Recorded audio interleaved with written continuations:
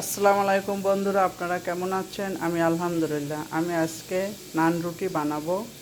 এখানে 4 কাপ ময়দা নিলাম। আমি ময়দা থেকেই বেশিরভাগ যাই কিছু বানাই না কেন ময়দা থেকেই বেশিরভাগ বানানো হয় আমার। তো আমি এখানে ময়দা নিয়েছি 4 কাপ। এখন ইস্ট নেব, আমি মেপে রেখেছি এখানে 1.5 চামচ। এই যে 1 চামচ আর এটা হাফ চামচ। এখন এটা আমি সুন্দর করে মাখাই নেব। গুঁড়ো দুধ নিলাম 1/4 কাপ। আমি সুন্দর করে মাখাই নেব, প্রতিটা জিনিস দেব আর সুন্দর করে মাখাবো। চিনি দিব 2 চামচ, 2 চামচ চিনি দিলাম।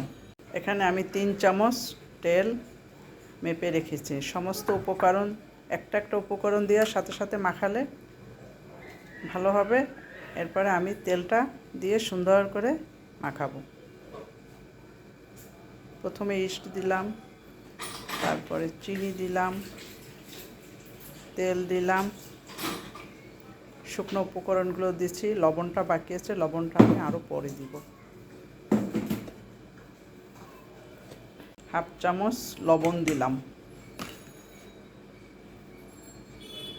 এরপরে আমি দুধ গুলে রাখছি, সে দুধ দিয়ে আমি খামিটা বানাবো।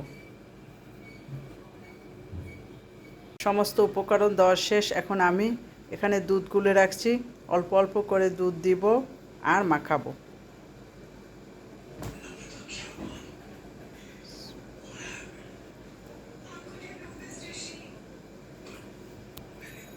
আমি পুরো খামিটা দুধ দিয়েই করব, পানি দিব না।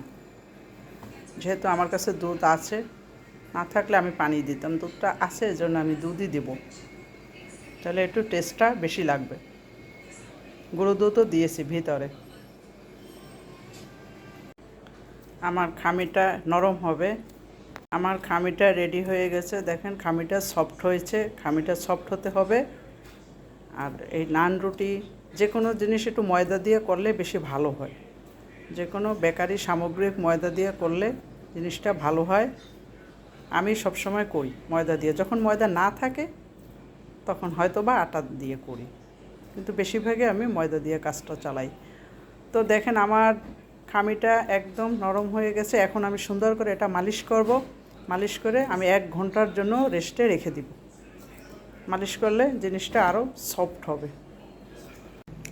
1 ঘন্টার জন্য আমি এটাকে ঢেকে রেখে দিলাম। একটা লবঙ্গ দিয়ে আমি এই ছিদ্রটা বন্ধ করে দিলাম। 1 ঘন্টা পর আমি আসব। আমার খামিটা দেখেন কত সুন্দর করে ফুলে উঠছে, মাশাআল্লাহ অনেক সুন্দর ফুলছে। আমি এখন এগুলা বাতাসটা কীভাবে চলে যায় সেই ব্যবস্থা করতেছি। হাত দিয়ে আবার একটু মালিশ করতেছি। আমি এখানে চাকু দিয়ে 6টা বানিয়ে নিয়েছি। এখন এভাবে থাকুক, একটা একটা করে আমি বানাবো। এটা একটু মথে নিচ্ছি।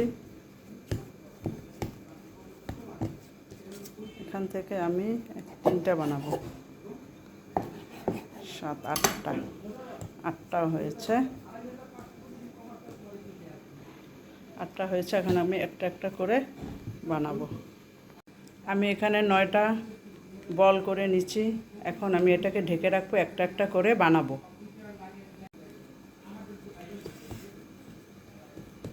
আমি এখন এটা বেলে নিব।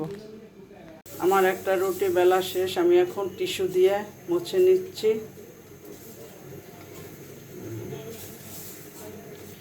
টিস্যু দিয়ে মুছে নিচ্ছি। এখন আমি রুটিটা দিয়ে দিব। আমার রুটিটা ফুলে গেছে। এখন আমি উল্টাইয়ে দিচ্ছি। আমি এখন এটা উল্টিয়ে দিব, আবার ঢেকে দিব। আমি ঘি দিয়ে দিলাম।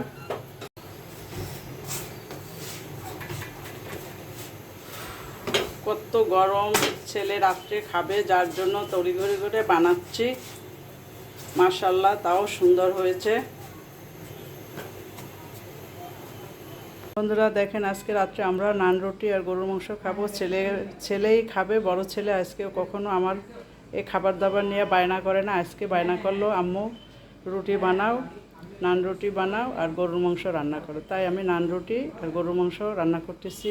সে এখন খাবে অস্থির হয়ে গেছে, তাই রুটি বানালাম, নান রুটি বানালাম, আপনাদের সাথেও শেয়ার করলাম। দেখেন আমার রুটিগুলো কত সুন্দর হয়েছে, মাশাআল্লাহ।